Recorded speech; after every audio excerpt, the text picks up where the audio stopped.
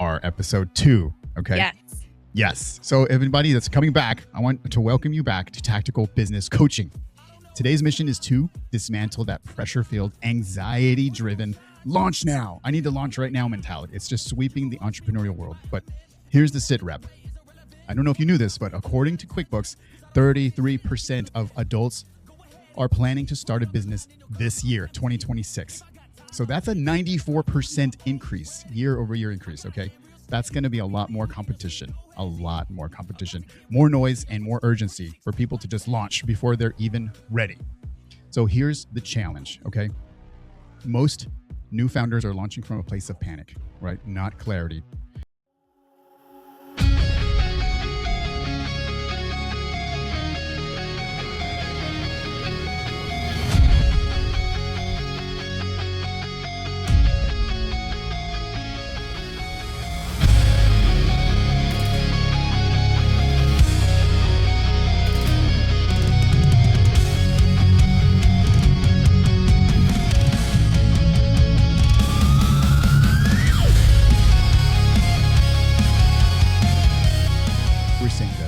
Just like you just said, right?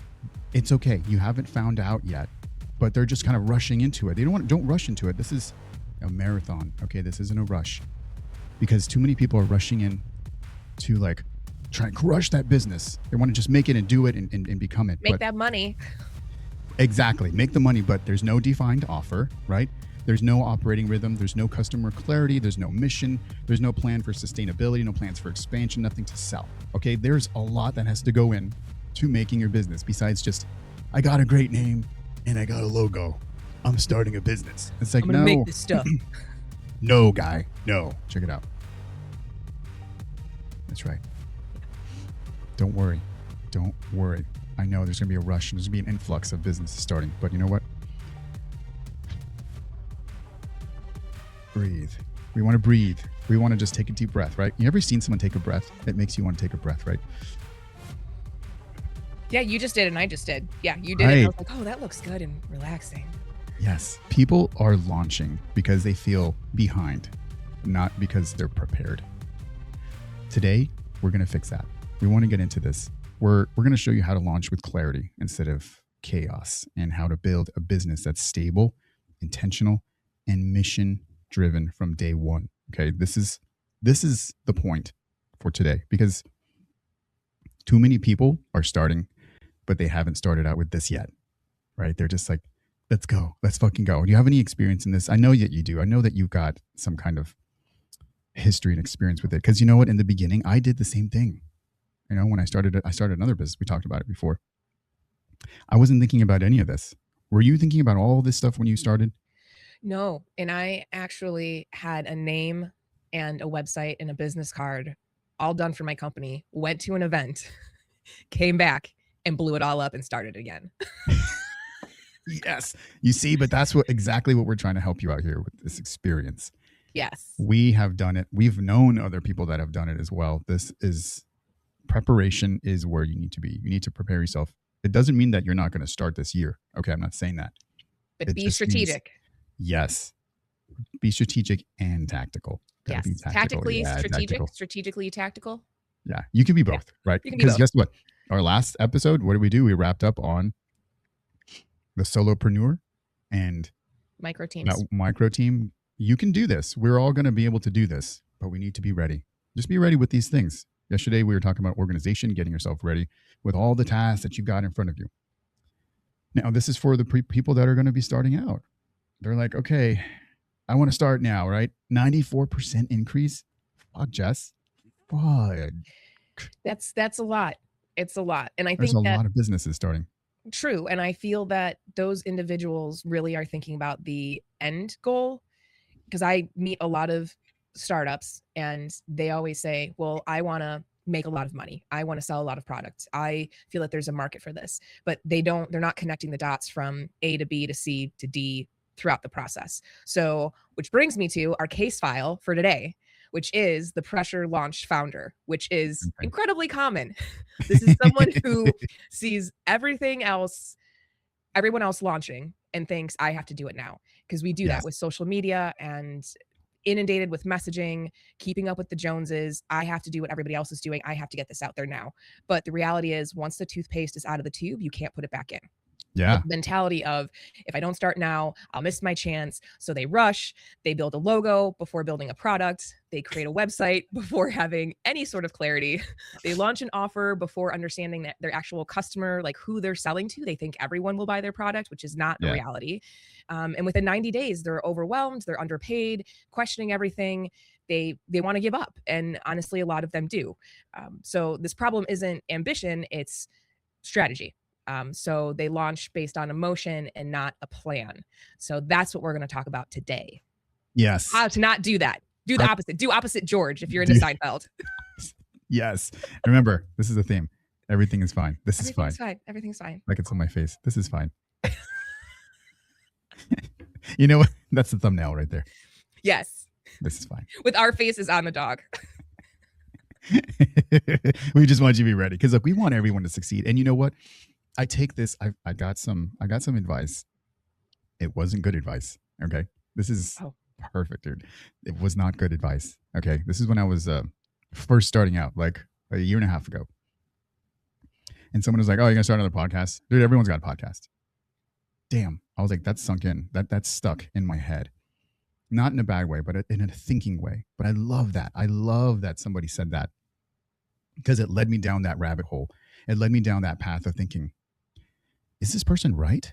Is this just going to be just another podcast? Is it just another thing? There's so many out there, right?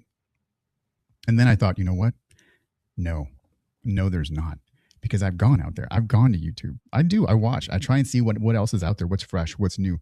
Now, even though there are a lot of podcasts out there. Let's just say there's 1 million podcasts. Okay. That's a pretty realistic number. Let's just say there's 1 million podcasts out there. Guess what? There's still billions of people watching. That's still not enough podcasts. Okay. Right. To like cover all the things that people are interested in. And then there's so many other nuanced on top of that. Like maybe there's another tactical business coaching style podcast out there, but they don't like the way the people, but they don't connect with the hosts. They don't connect with those individuals, or maybe the topics aren't exactly quite ready, right? Or not ready, but exactly what they want to hear talk about. You know what I mean? Yes. This could cover those things. There's not right now a podcast for everyone. So this brings me back to, we can all have a fucking business.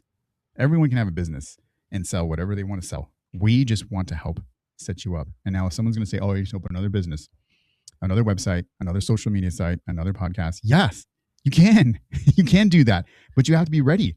You have to be ready with what's your offer, what's your operating rhythm, right? What's your sustainability plan? What's your plan for expansion? Somebody asked me this, dude, what if you had an angel investor community? He's like, dude, I love you. I want you to be out there everywhere. Here's $1 million. I'd be like, fuck, I don't know what the fuck to do with it. Right? That was back then. I was like, I wouldn't know. So this is the problem. You have to have a plan. Now is that going to happen? Probably not. The probability of it is probably not, but it could. So you have to have a plan. What is your plan? Or even I often consult with startups and say, think about the way you're going to structure your company. Do you plan on selling it at any point? Or is your company just literally because you enjoy it, you want to make money, you want to put money into retirement, that's your goal? Because those are two very different paths. If you are going to start a business with the ultimate goal at the end in 10, 15, 20 years to sell it, you have to build it a certain way versus I'm going to be in this because I love it. You know what I mean? Like those are different end goals, and that foundation that you're going to set up, very different, but plan it. And if you don't ask those questions in the very beginning, you could find yourself 10 years in business and not sellable at all. And what's there to sell? Like, what? Here it is. Okay. There's selling things, and then there's selling us. Now you're always some way we're selling ourselves. We talked about this. We talk about it all the time. You are selling yourself. But for companies like yours and mine, this is a little different because you're not just selling a thing. You're not just selling a product. I'm not just selling this. Correct. Right? We're selling us for reals. Like, well, we've turned both of our brands into having us be part of it. Yes. Yes. That was a strategic decision that both of us separately, ironically at different times, and then came together, which was why this works, have decided to do that. But that was a strategic, tactical decision. Yeah. This is tough, but it doesn't have. It's only tough if you just start off and you don't have any of this planned out. I just have the colors I want. I saw something, somebody did something, and I want to do that. Right? Like somebody asked me, Rex, how do you like? What are you doing? I want to do. And I'm like, no, you don't want to do what I'm doing. I'm doing something completely different. You're a completely different coach than I am. You have to do something completely different, right? You have to do you. Like put your. I think you're great, as a coach. So I think you just need to find out what is best for you. And it doesn't always have to be the Nike just do it model, like just do it and see what works and what doesn't work. You can do a little bit of that, but if you find out all this stuff about what you're doing, your mission, right, your focus, what you want, who are you, put yourself out there as a coach, put some case files out there, what has worked for you, then it could work.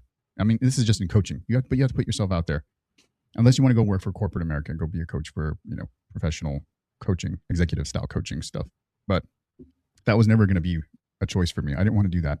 I wanted to put this for people like us. Okay. Not for corporate America. They've got enough coaching. They've got enough money. They've got enough power and influence. I want to bring coaching down here to us, and not down here in a hierarchical way, but down here because it's another layer of humans. We are not exposed to it. They've been exposed to it forever. That's why they're so fucking successful, because they've had coaches their whole life. I promise you, go look it up. Tony Robbins has a coach. Oprah Winfrey has a coach. Hugh Jackman has a coach. All these really successful people, they have had coaches their whole time. Y'all just don't know it. They don't advertise that like out in the world. Which is part of the myth, right? Because those big brands don't talk about how they got there. Right. It's like the Wizard of Oz. But the reality is they have mentors, they have business coaches that they've asked for help. They've asked other people's opinions and taken that information in. Yeah. So I know this is a fact that they have had coaches. This is maybe not the only reason, but it has been a very influential reason on why they are as successful as they are. And I want to bring it to us, to people like us, the blue collar, the working person, just helping them if they're unhappy or they're unsatisfied with what they're doing. Let's get you somewhere else, man. Let's go. It's possible. Just like we said about earlier about the poverty thing, man. You don't have to be in poverty. You're choosing to be in poverty right now. I was in poverty. I'm not anymore because I made moves. You have to make moves. You have to create action because it's not just going to happen on its own. Okay. No. It's not. You have to do this. So if you want to start this business, just like 94% people are going to, 94% increase this next year, you can do it. And I want you to do it. You should do it, but you should be prepared to do it. Don't just submit your name to IRS and the fucking local, state commissioner and be like, okay, now I'm ready. You're not ready. You're not ready. And it's just it's not like being a parent where it's like, dude, you can make all the steps and you're still never ready. You can actually be ready to start a business and be ready for that one customer. Right. Because there's a formula. There's a formula. And I would say if you are going to copy or take anything from anyone else, I would say it would be systems. With technology, there's so many platforms or systems, apps, programs that you could put in place to make things easier, right? Like don't recreate the wheel if you don't have to. For example, like Sharkapalooza, it's a city festival that we're planning. I tell everyone that we meet with, they'll say, well, what do you want to do? I'm like, well, how did you do it for XYZ? If there's already a system in place, I don't want to have to recreate that. We're already recreating the theme and the actual purpose of the event.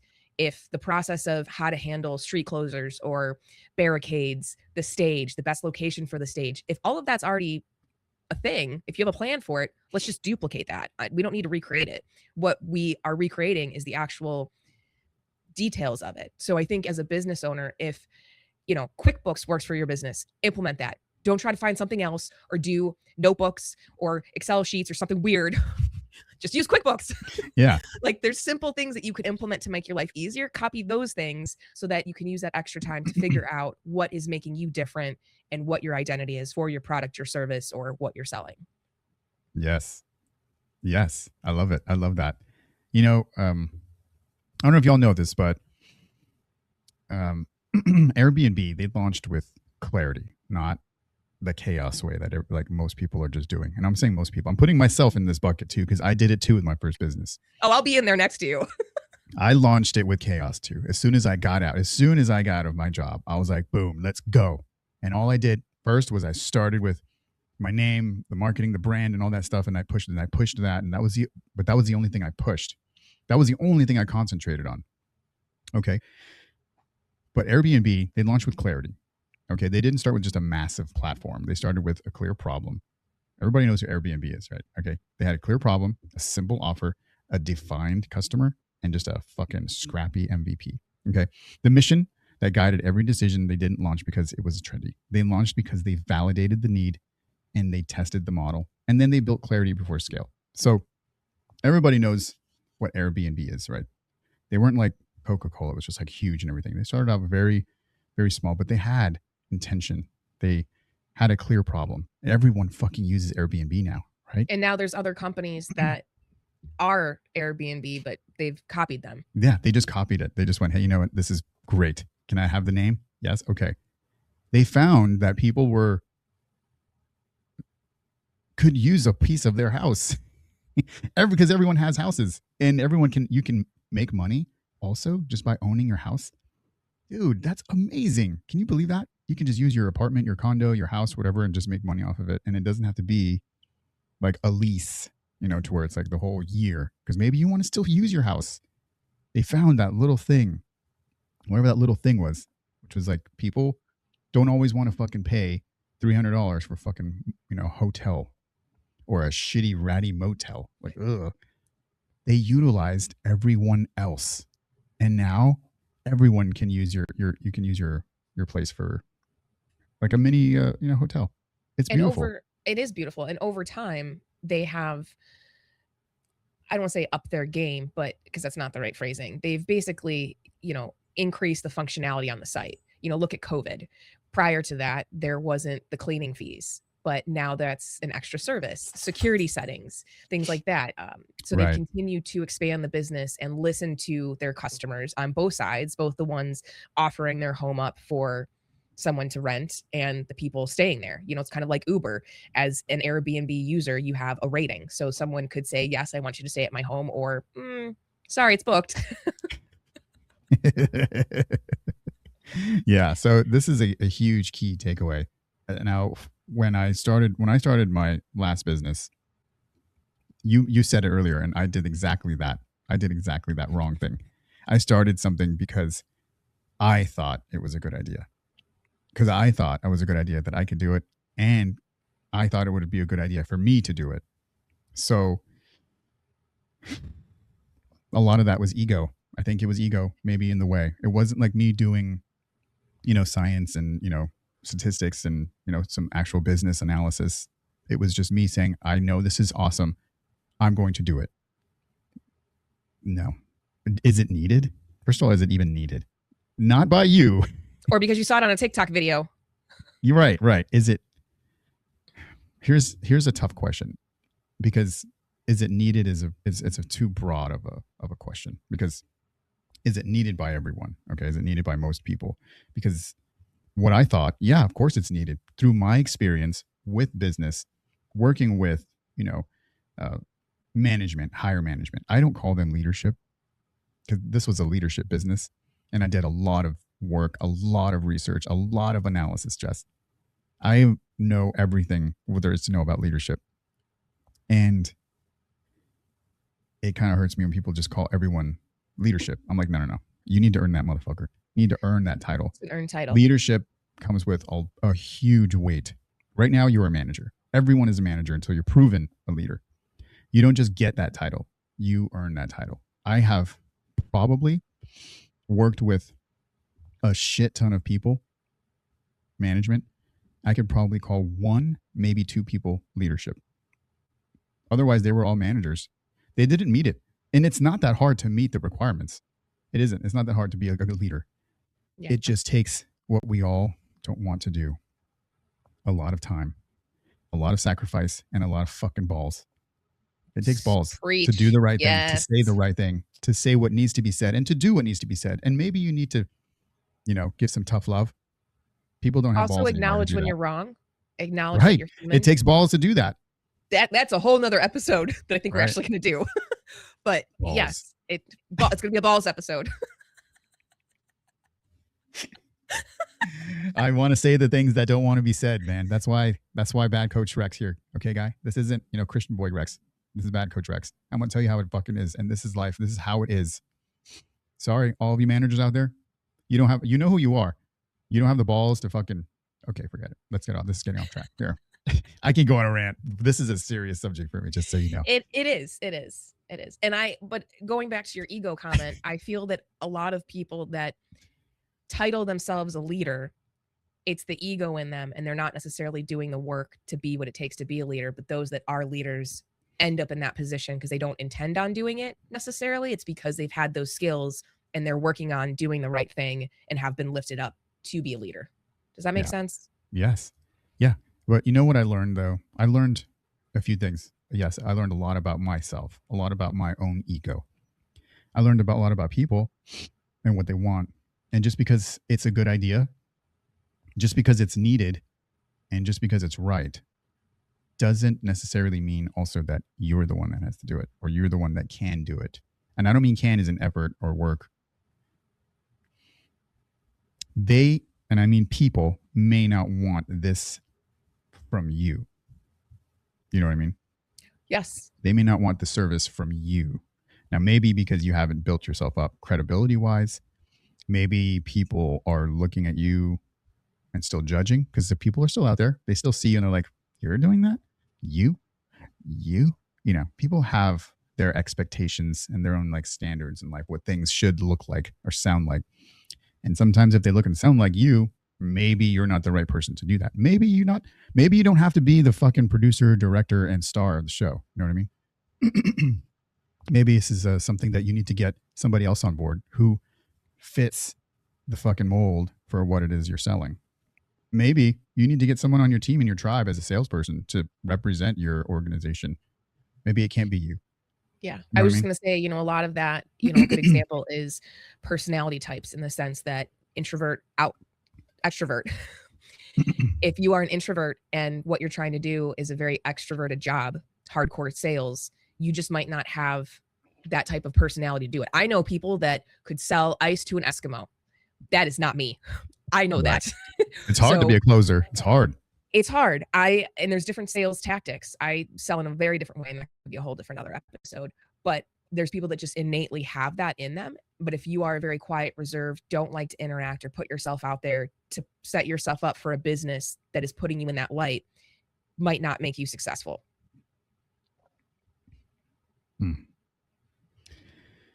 Oh, Jess, it's tough. We are not trying to discourage people out there, but we are just trying to let you know that it is a tough road, but it's only tougher when you're not prepared. So let's prepare them. We got a tactical toolkit ready for them. Yes, we do. And so the first one in our tactical toolbox is all about creating the problem statement. If you don't clearly articulate the problem that you're going to solve, you're not ready to launch. And like we had talked about this earlier, like you said, Rex, a lot of people are good at something, they want to sell something, but is there a market for it? You have to be able to sell. I mean, at the end of the day, that's the whole point of creating a business, is to make money. Mm-hmm. Otherwise, maybe you're just doing it for funsies, and then you're probably not listening to this podcast. Right. You're already rich. You make money. What are you fucking selling? What are you selling? You got to have a product. You got to have a service. You got to have something to sell. And people have to want it. And people have to want it, and not just you, right? Or your mom. Or else you're just another fucking Southern living, selling candles or to your fucking family or whatever. My friend Mary, friend Mary, she sells a certain thing, and it's like, she just sells to just her family members. You want more than this, right? I know you want more than this. So go on, keep going. I'm sorry. No, you're good. So create that problem statement. It's very simple to do. The next one is a minimal valuable. Available. Here we go. There's a fucking key. There's a new word again. Every episode is a new word. Valuable. From Jess. Okay, so the minimum viable offer, otherwise known as the MVO. Everyone knows it as MVO. We'll just call it MVO. It's way easier to say, right? This is not a full product. It's not a full service suite. It's just the simplest version of your offer that delivers real value. Yes, that actually goes perfect with what we were trying to say about the word. The simplest version. If you cannot, I love this one. If you cannot break down what the fuck you're doing to simplest forms, then you don't know what the fuck you're selling, or you It's don't like know what you're doing. it's like the Right. elevator speech. They tell people if you get into an elevator with someone and you have a few floors with them, how do you describe what you do to them in a few seconds or a sentence or two? And if you can't do And if that and have them understand, you need to figure that out. you need to figure it out, and you need, yes, yes.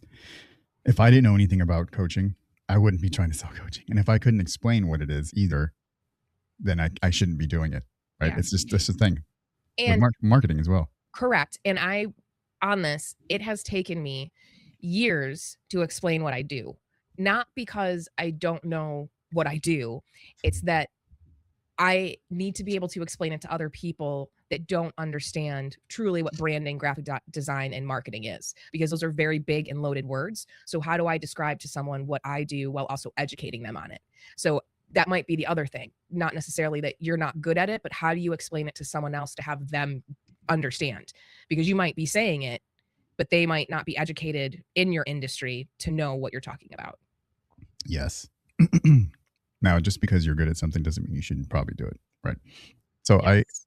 man, let me give you a quick example. I was, when I got out of the military, I started working on motorcycles. I worked on Harley Davidson motorcycles, went to school for it, got certified, worked at a dealership. It was something that I loved, right? I loved motorcycles and I wanted to work at it. I wanted to do what I loved as a job. Guess what? Oh, that's That cute. fucking ruined motorcycles for me, dude. Uh-uh. Womp, womp, Wah, wah. womp. I actually have a sound effect. I should have just used it. I don't know. That was really good. I think we should just record that and use that in the future. It ruined motorcycles for me, man. It ruined it. I like didn't even ride anymore. I wasn't even satisfied when I did because it was a job. I was like, damn, I turned what I love into a job. So just think about that. You may not always want to do what you love. I hear people say it all the time. Well, guess what, fucker? I did it. And it was bad advice.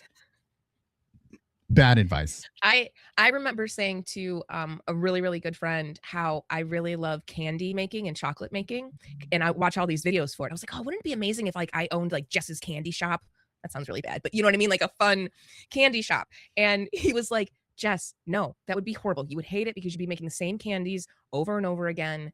Like you like making what you want to make, not making thousands of the same chocolate. And I was like, oh, I guess you're right. Yeah. Now I'm sure I'm gonna get some feedback on people who are gonna say, well, I do what I love, Rex.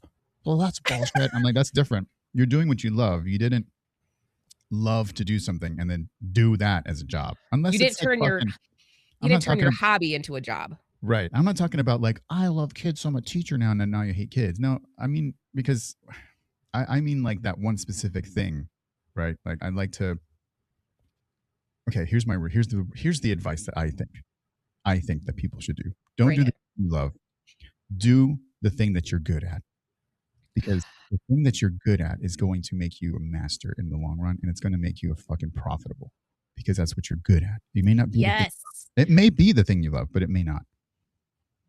I actually literally had someone in a conversation, I think it was a podcast interview a couple weeks ago, say that just because you love something doesn't mean that you're good at it. So you might want to start a business based on what you love, but you need to start a business on what you're good at and what's going to sell. Right. Right. So it has to meet a bunch of requirements. Yes. Right. Are you good at it? Then okay, not just because you're good at it, right? Because I'm good at a few other things that I can't make money off of, but but it also needs to meet some other requirements. Do people want this? And that leads us to the Number third one. 3. Yes. You need to, before you launch publicly, identify the first 10 people who would buy. If you can't name them, you're not launching, you're guessing. It's very important when and this is literally in the branding phases, understanding your end customer, your avatar. You know, who is that persona? This framework removes the panic and replaces it with precision, and it turns the I need to launch now into I'm ready to launch, because you literally know who you're targeting with your marketing, your messaging, how you're going to get that marketing and messaging to them, because there's many different avenues to reach them. So it's absolutely crucial to have that defined. Yes, man. Yes. If 10 people, just that's all you got to do. Just and like, don't imagine that, oh, yeah, these 10 people would. You need to communicate with them, connect with them, and say, hey, I'm doing this. Will you buy from me? Like, I need Yes. almost like a fucking contract for you to say it like that. And these can't be your besties because they're all going to say, yeah, dude, you should do it. We love you, man. Do it. Because they don't give a fuck. There's no stake in the game. Will you invest your time and money? That's a different thing. Because if I invest my time and money in you now, I am rooting for you. And now I'm like, I will buy from you, but you better perform, right? Or you better, because now I've got some stake in the game. It's not just 10 bros. Right. And with technology, and I'm sure that we'll do an episode about AI technology in general and the proper way to use it and the responsible way to use it. But this particular step, I think AI can be helpful. Whereas if you list out all of the different qualities that your end target customer could have, a certain income, where do they live, what do they like to buy, what are their hobbies, and you put that all into AI and say, can you please create me 5 different personas? It's going to spit back to you literally profiles. Jane, she lives in Nebraska. She's a nurse. She does blah, blah, blah, blah. And that gives you a little bit more clarification on who those people are, which helps round out all of the marketing that you're going to do. How would you have changed what you did for your job? Oh, if you were given the chance to do this over again? That's twofold, because I very much believe that things happen for a reason, but that's not this podcast. I think that I would have created a business plan and done a better job at educating myself on how to sell, who I was selling to, and what my services were. In the very beginning, I honestly resigned within a few days without a plan and started my own company and said that we were going to do anything and all the things because I needed clients. I needed to make money. And now over the years, that's not the best thing. Big conglomerates can do all of the things. Vistaprint now not only prints things, but they can do logo design and websites and all of that, but it's a conglomerate. That's not me. That's not DesignPod. So I've over the years realized, what am I good at? What is the team good at? What is the niche? What do I enjoy doing? And I wish I had known that in the beginning, and how to sell myself. It's taken me years to articulate to someone what branding is, what graphic design is, that to have them understand it, because the reality is people don't truly understand what marketing is. They hear that word, but they don't connect the dots because there's so many different forms of marketing. I tell people I'm in marketing. They're like, oh, you do social media? And I'm like, no, I actually don't. So I wish I would have had that, and probably a business coach. And I should have invested in that, in a coach that do your research to find someone that aligns with you and your industry. So those are the things I wish I would have done, because it would have, that time in the beginning where I floundered, no pun intended, because I'm the shark girl. It would have been shorter and I would have been successful faster. Yep, that's exactly it. And it's exactly what I try and tell people, dude, you need a coach because you need to get your shit done faster. Okay, look, here's some real truth here. Most of us are not the first. And unfortunately, in the world that we live in, this country that we live in, if you were not the first, then now you're just catching up. The first people to start businesses in banks and logistics and lines of communication, right? The politics and all these other industries. If you're not the first, like manufacturing, if you're not the first to do it, you're just trying to now keep up. Now, most of us are going to be in that. And now you're starting a business this year. Now you're also even going to be keeping up with the people that are in front of you trying to keep up. You're in back of the line, but most of us didn't start off with this, a tactical business coach that you have right now. Me, her, over here. Are you over here? Oh, here we go. Are you over here? I'm over here. Other way. This way. Okay. Yes. Coach Rex and Jess, we are your tactical business coaches. Okay. I didn't have this. If I did have a resource like this, I would have been listening to it. I would have been subscribing. I would have liked it. I would have shared it. I would have done all those things because it will just get you further, and it'll probably get you further than us, than where we are at, because we didn't have this. She just said it. She would have wished she would have had a fucking business coach along her journey. I do too. I wish I did too. I'm learning as I'm going, but I am at a place in my life where I want to share all this experience and information so I can help people get there faster, stronger, and better. So, and I want to add to the business coach thing, and I'm not just being biased, because you know me, Rex. If I didn't have anything nice to say, I wouldn't say it at all. Like Bambi. I very much believe that not all business coaches are created equal. You do need to find someone like yourself that is honest. To have a business coach that just says, here's this outline, everybody fits in this box, and everything's going to be happy and glitter and ponies. That's not, I've seen clients have come to me and said, I spent money on a business coach and I really got nothing out of it because they tried to put me in this box and this formula and it didn't work for them, versus having someone that's going to really have real talk with them and say, what are you doing? Who are you as an individual? What is your business? And that's what you do, which I really appreciate, because not every coach does that. And I think that in today's world, with so many businesses and all of the competition, you need to answer those hard questions. Yeah, you need to be there. And a coach is exactly there to challenge you. Okay, we're here to challenge you. And not because I want to be in charge. I'm challenging you to be better, to make those moves, to create action. I'm not here to be your bro. I'm not here to be your buddy. I'm here to tell you how it is. And some of the my own tribe that I help coach, they hate hearing it. But you know what? It's just like, you know, if you had the parents that were there to like beat your ass to make sure you didn't get into fucking gangs and violence and drugs and all that shit. You hated them at that moment, but you're thankful for them in the end. You're like, man, you know what? I appreciate that. Now you look back, you're like, I appreciate that. It's the same with this.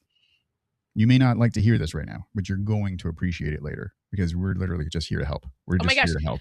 Design Pod's 7 years old, and my business mentor will say to me, hey, Jess, XYZ. And I'm like, I knew you were going to say that. I really don't want to hear that, but I know you're right. Yeah, you're right. Yes. So let's debrief.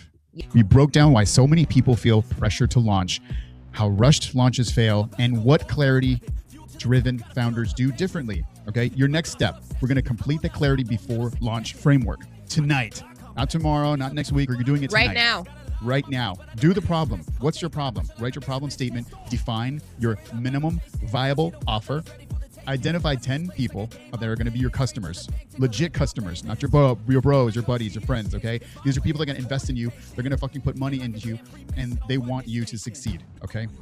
Because launching isn't the goal, okay? Launching with clarity is the goal. This is the Tactical Business Coach with your coach Rex and Jess. Ready to execute the mission, and we'll see you in the next episode.